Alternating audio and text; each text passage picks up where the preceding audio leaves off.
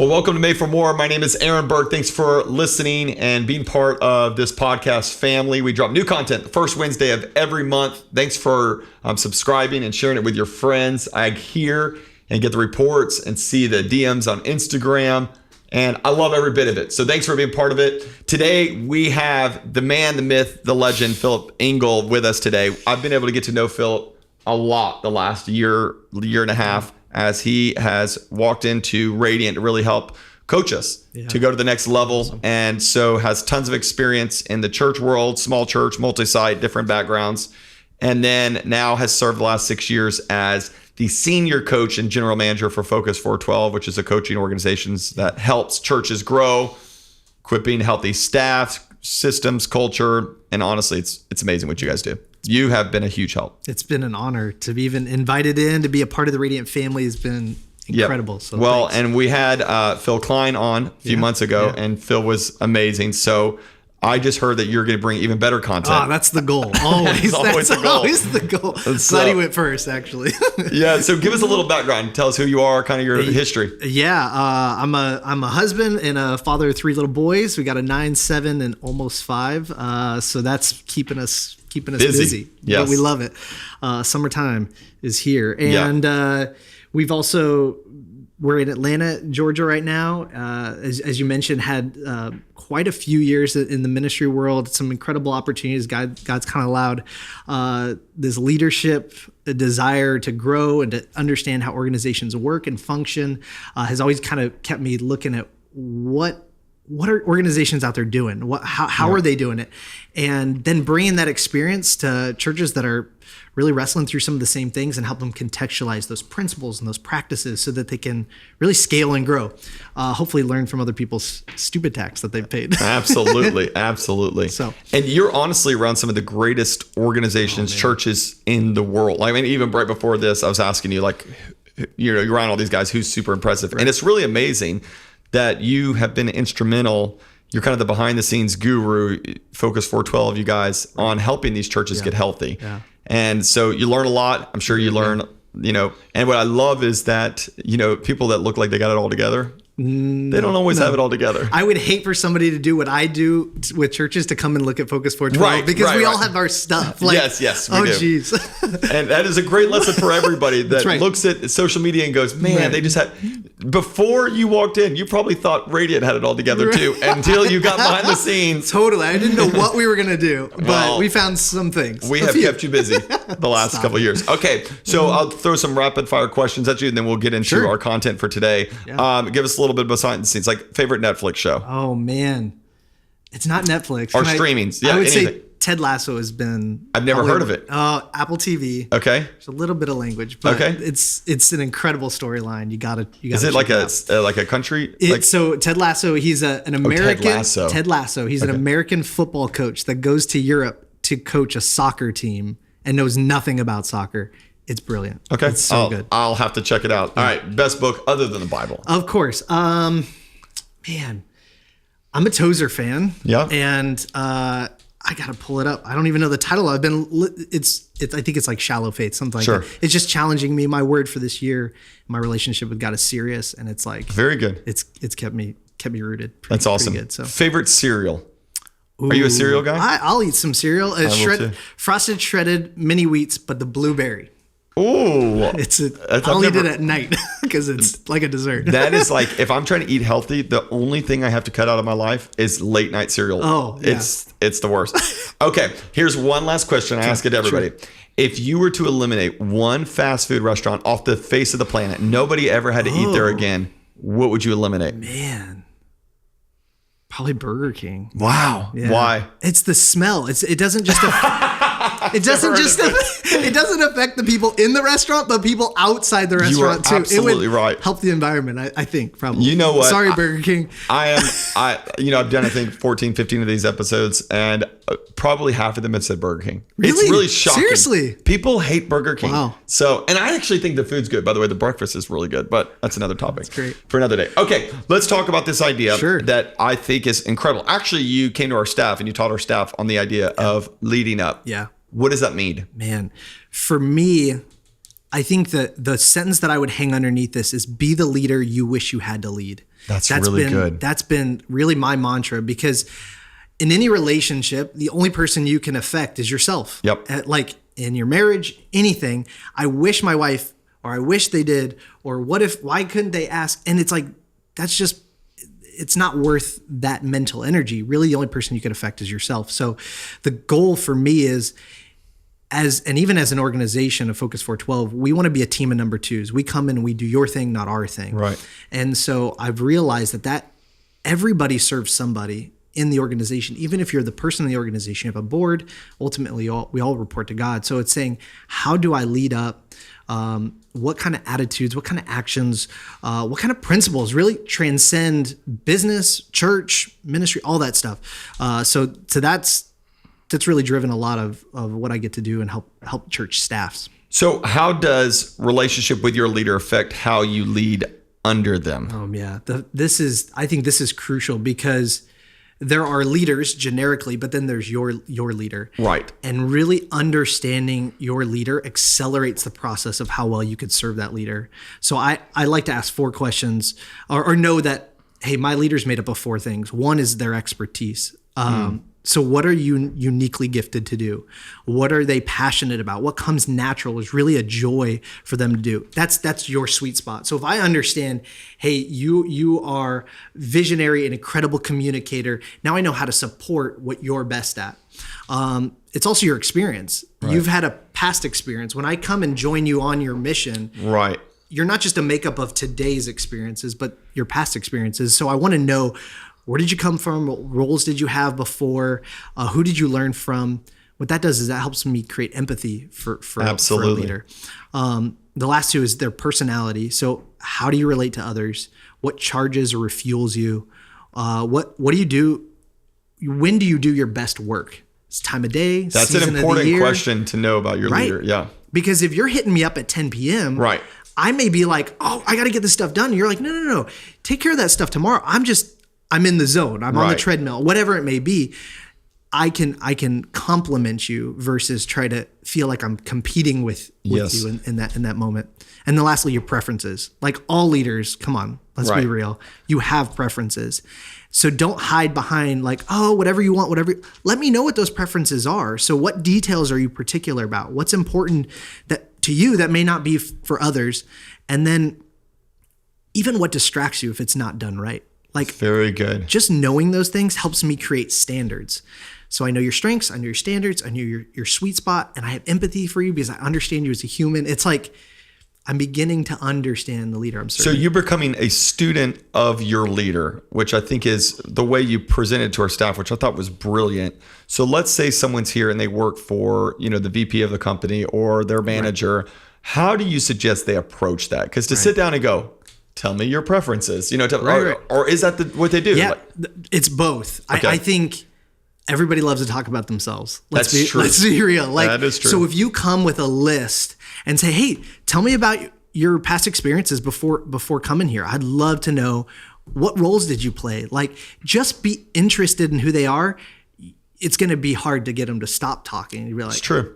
But when it comes to those preferences, I would say I draft. I like to watch and pick up and say, why did you move that there? Why did you piece that? And you can ask. And I think if you're a leader leading people, it's also helpful to say, I'm not doing this so that you can bow to the king, but really understanding why I do what I do is actually going to help us get a better relationship moving forward. I think it's brilliant because I think some of the top leaders in our organization, they're constantly asking me those questions. Hey, it's interesting because you didn't respond at this time, but then when I wrote this time, you respond a lot. Oh, well, that's because that's when I'm on. Right. Like that's when I thrive. Right. So I think them even prying into those kind of questions. I think your question about understanding their history makes up a lot. Yeah. What books has shaped you? Yeah. What, who are the people that you look up to? Because then you're able to, once you have to learn your leader. Right. So you can know how to thrive underneath them. I want to read the same books because when you come and you reference something, I'm like, contextually, I understand where that came from. Right. I'm not just in a test tube like, oh, you like this? You like to have this meeting at this time. Okay, we'll do this meeting at that time. That's not helpful for anyone. Right. We got to understand the context. So a lot of people are listening to this that are working underneath visionary leaders. I mean, they've started businesses, they've started, churches, they've started things. And that takes a unique role of just going, okay, this is my manager versus this is a visionary leader. Yeah. You've worked underneath one. I mean, you still work underneath one right now. Yeah. How do you navigate that? Yeah, I think something that's key about visionary leaders is that visionary leaders often have more vision than they have time, than they have resources, and then they have team members to actually carry that out. So some visionary leaders can be very either frustrated because they realize I have more vision than I have resources to do, or maybe frustrating to work for because it's constant dripping of vision. So they're filled and driven by what could be. So just recognizing that is one thing, and giving a safe place for a visionary leader to cast vision. I think the piece that's a backdrop to this is understanding that a visionary leader has a calling. So they're called to a city, especially in ministry. They're called to a city. They're called to a specific people group. They have a vision, and that's a picture of what could be. They're still being driven by what could be. So they're living in the future. And I think this is the piece that may be a bit of a surprise, is they have a responsibility, which I would define as a psychological ownership to make that vision a reality. So it's like, if you ever are working with a visionary leader, it's like, either help me accomplish this or get out of my way. Yes. So it's like, it's just understanding, okay, I understand my leader and I understand the dynamic of a visionary leader. Those two are helpful in of itself. But it isn't until you start to put those two together that you realize, oh, here's how my visionary leader works together. So I have some great people that report to me, and part of their responsibility is to pull that vision out of me. Yep. Because I know it. It's just, I think there's a skill. Yeah. So how do you pull that vision out of them sometimes? That's of like great. Making sure you know exactly what are you thinking, what's on your mind. Right. Yeah, I think it's creating margin for that space to be a safe space for it to happen. Because sometimes visionary leaders are afraid that I've already poured out so much vision. I have so much more. I don't want to weigh them down. So I like doing it over. I feel like that all the time. Good. Yeah. All the time. And well, I mean, this is part of this process of saying, but if you had a space where let's just dream together, what keeps you up at night? I love question-based conversations because I'm not trying to steer towards anything, right? But for you to get it out, and then for me systematically, maybe to have a spot for those visions to sit, to rest, and even asking follow-up questions like, how soon do you want this to be a reality? What? Because we can't also do this. We have to do this in all reality. We have full plates. So if we want this vision to supersede this vision, that's okay. Right. That's actually not my decision to make. The benefit I come is to say, hey, we talked about this vision 6 months ago, and then you just dropped this on us last week, which we love both. If we had a limited amount of time, resources, and money, which one would you want done first? What the beauty of that is I bring it back to the visionary leader to say. And you said first, not which one do you want done. Done, right. Because I would say I want both of them done. Sure. But you said first. And I think that's brilliant. Right. The other thing I think with the visionary leader is that whenever the vision is realized, we as supporting visionary leaders have to be the ones that says, stop. Can we just take a moment? Can I borrow you for just a moment to celebrate this past vision and the realization of this with the team? Yes, because we're on to the next You're already thing. over there. Yeah, you're on to I saw that 3 months ago when I cast the vision. And it's like, yeah, you did. But we have some executionary people that are just now realizing, Pastor Aaron was right, or our leader was right. This was a good idea. They literally are just realizing that. So how did you get comfortable in your skin as being a number two? Because I think there is a world that, honestly, our world very rarely celebrates the VP, the chief of staff. Yeah. It's like they celebrate the point person, the guy on the stage or the girl on the stage. How do you find that security in okay, I know this is what God's called me to do? Yeah. Or I think it was a prioritization of I'm just like anybody else. I want to be successful. I want to see there's even a temptation to be the guy at some point. But it's like, in reality, those successes oftentimes are fleeting. What's not is relationship. Those endure. When you think about, like, I think about my first job ever, Papa John's Pizza. It was because of a relationship. Yep. You know, like all of those opportunities are because of relationship. And so by investing in relationship, I've found greater success that endures longer than the thing or this. And so it's just been, it's been a process though. Right. I think I had one leader, I was like, hey, I'd love to guest preach for you. And he was like, it hurt in the moment, but it was so valuable. He said, I could get anybody to preach for me on the weekend. What I can't do is what you just did with our lead team and spending 2 hours getting us where and it was just one of those realizations that my gifts have to align with my calling. Yeah. If not, really I'm going to be going against the grain. So some of these questions that you would ask your leaders, ask yourself. Like, it's really good. What am I called to do? What am I passionate about? Where am I? So, and I do think there's responsibility on the visionary leader to celebrate the giftings of those underneath them. I mean, I think that because that can be one of those things that if they think they are greater than them or have a better calling, it's not a better calling, it's just different. Different. And I think we have to be able to celebrate that because what you're saying is exactly right. What you did, throughout the week is something he or she couldn't have done. Right. And 100%. then, preaching or being the person in front of something they sell that, it's celebrated a lot, but it's not, it's just different. Right. Any other principles, practices you have for like best practices of leading up, of being that person that can serve well too in their position? Yeah, I think with a visionary leader, and I mentioned this already, but when a vision is cast, I want my answer to always be yes. It's okay to have a but. But don't follow it right up with yes, but. I don't want to be in opposition to a vision. I want a safe place for you to be able to dream. Because what may happen is if it's met with opposition, because I'm thinking strategically or I'm thinking specifics, it could shut a visionary leader down. And what happens to a shut down visionary leader is they don't stop being a visionary leader. They just go cast vision somewhere else. And I'd rather it be here in a safe place. Right. It's building out that project plan, presenting it with those objective hurdles, and then allowing the leader to decide those next steps. So that's the first one. I think another thing that I try to do with a visionary leader is I want to be ahead of my leader, but not beyond my leader. It's really good. When you think about vision, think I've cast the trajectory of where I'm headed.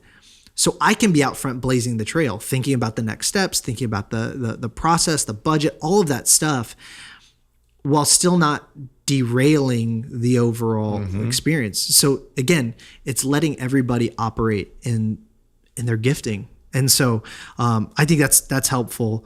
I want to be ridiculously in charge. Even though it's your vision, I take ownership of it. It's really good. Those three things I said before of you've got a calling, you've got a vision, and you've got a responsibility. I think it's my job leading up to own those same things.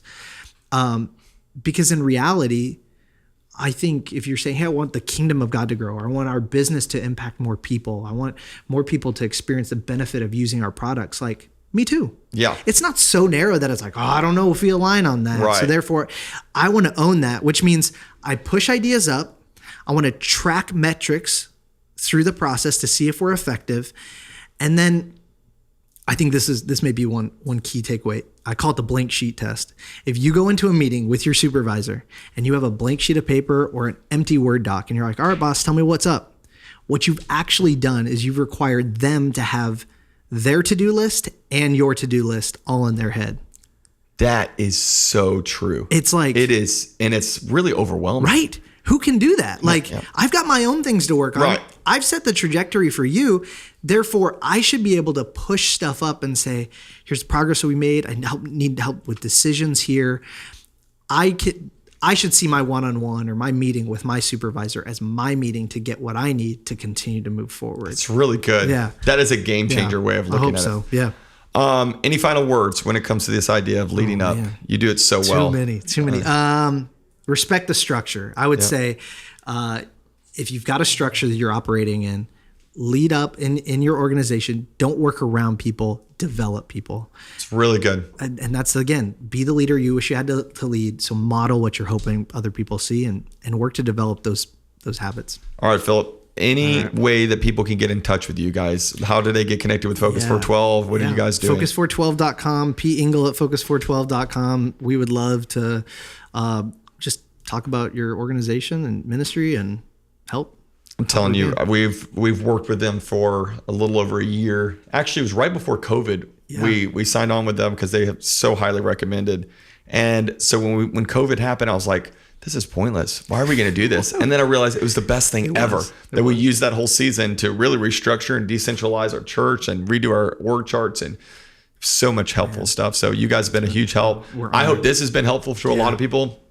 I can imagine that there's going to be a lot of people that are visionary leaders that hear this and send it to their staff. So it's probably something you need to do. But we drop new content first Wednesday of every month. Make sure you like, share. Let me know what you think about it. Send me a message and I will see you. I hope we'll hear from each other and we'll be there for next month's episode of Made for More.